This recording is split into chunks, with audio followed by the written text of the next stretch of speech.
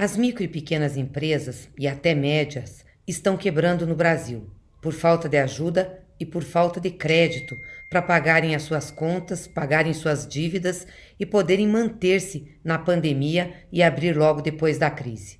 O principal fator para essa quebradeira é a falta de ação coordenada do governo, aliás, a falta de vontade para ajudar a resolver esse problema.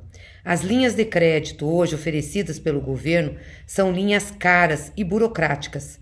O empresário enfrenta muitos problemas para poder obter o crédito e sempre com um juro muito extorsivo. Eu fiquei muito triste nesse final de semana ao ler uma reportagem na Folha de São Paulo, do dia 5 de julho, sobre essa situação e o depoimento de um empresário de Curitiba, Délio Canabrava, dono de um bar na capital paranaense. Coincidentemente, Délio é irmão de uma amiga minha, de adolescência. Eu ouvi na casa dela quando frequentávamos o colégio juntas. Eu não sei o que Délio pensa a meu respeito da política do PT, nunca conversei com ele. Mas eu estou colocando o exemplo dele porque eu acho que reflete exatamente o que acontece com milhares ou milhões de pequenos e microempresários nesse país.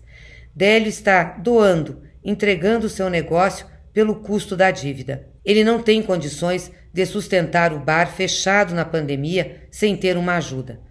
Isso vai resultar em desemprego. Pode ser até que o bar de Délio venha a ser tocado por alguém, mas com certeza será tarde demais para ele e para os empregados que ele tem.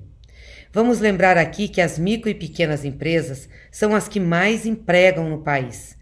Não dar sustentação a elas nesse momento de pandemia significará milhões de desempregados a mais do que nós já temos e milhares ou milhões de empresários, pequenos empresários, sem renda. O governo Bolsonaro anunciou no início da pandemia uma linha de crédito para as empresas, principalmente para as micro, pequenas e médias empresas.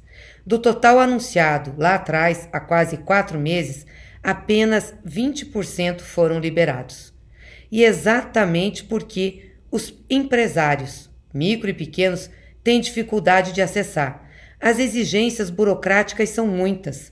O prazo para pagar é curto, apenas 36 meses, e não tem carência, além do juro ser muito alto, estar em torno de 6 a 8%. Essa situação vai levar o Brasil a uma tragédia. Não a tragédia anunciada por Bolsonaro nas lives ou nas andanças públicas irresponsáveis que ele faz durante a pandemia.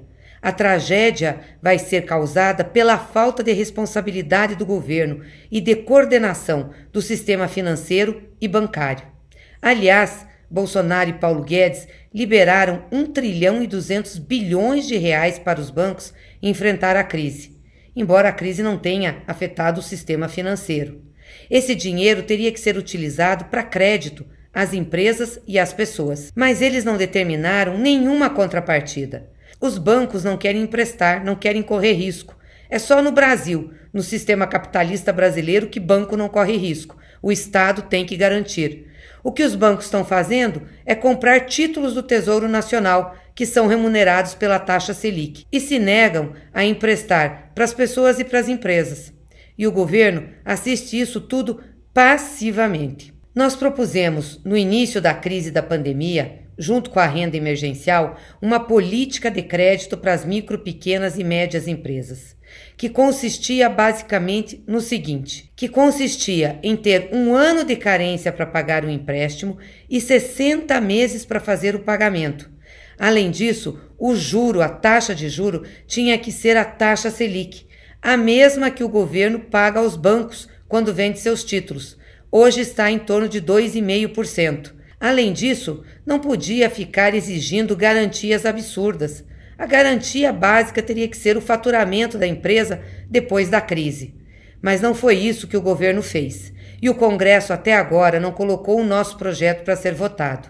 Aprovou, é verdade, um projeto um pouco melhor do que o do governo, o Pronamp, que assiste às empresas. Só que Jair Bolsonaro demorou para sancionar o projeto e implementá-lo.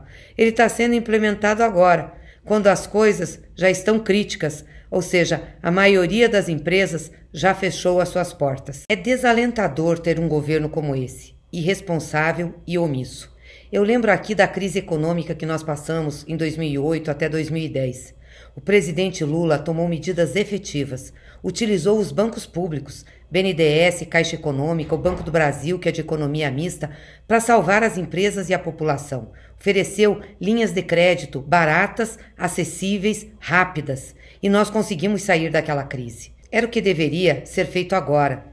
E pressionar, cobrar contrapartidas do sistema bancário e financeiro pela liberação dos recursos que eles fizeram. Além disso, nós temos uma poupança, uma reserva internacional deixada por Lula e Dilma de 380 bilhões de reais, que estão sendo utilizadas agora numa política cambial de Bolsonaro e Guedes. Está sendo torrada.